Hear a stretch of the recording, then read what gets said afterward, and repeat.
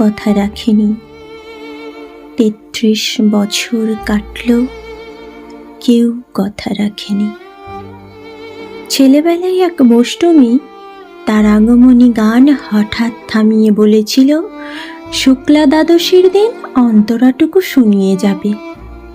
তারপর কত চন্দ্রভূক অমাবস্যা চলে গেল, সেই অষ্টমী আর এলো না। ২৫ বছর প্রতীক্ষায় আছি। মামা বাড়ির মাঝি নাদের আলী বলেছিল, বড় হও দাদা ঠাকুর, তোমাকে আমি ৩ প্রহরের বিল দেখাতে নিয়ে যাব। সেখানে পদ্ম ফুলের মাথায় সাপ আর ভ্রমর খেলা করে। আমি আর কত বড় হব নাদের আলী? আমার মাথা ঘরের ছাদ ফুঁড়ে আকাশ স্পর্শ করলে তারপর তুমি আমাকে ৩ প্রহরের বেল দেখাবে?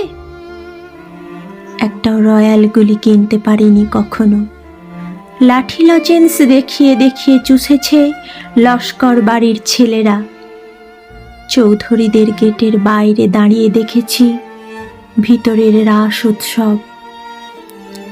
অবিরল রঙের ধারার মধ্যে সুবর্ণ কঙ্কন পরা ফর্সা রমণীরা কত রকম আমোদে হেসেছে।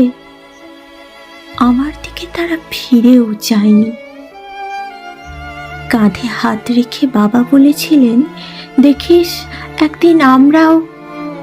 বাবা এখন অন্ধ, আমাদের দেখা হয়নি কিছুই।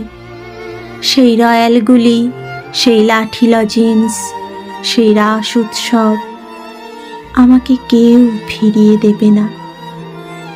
বুকের মধ্যে সুগন্ধি রুমাল রেখে বরুণা বলেছিল, যেদিন আমাকে সত্যিকারের ভালোবাসবে সেদিন আমার বুকেও এরকম আতরের গন্ধ ছড়াবে।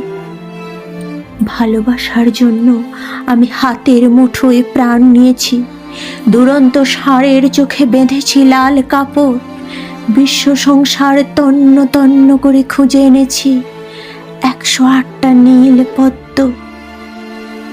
তবু কথা রাখিনি বরুণা। এখনো সে যে কোনো নারী, এখনো তার বুকে শুধুই মাংসের গন্ধ। কেউ কথা রাখেনি। ৩৩ বছর কাটল, কেউ কথা রাখে না।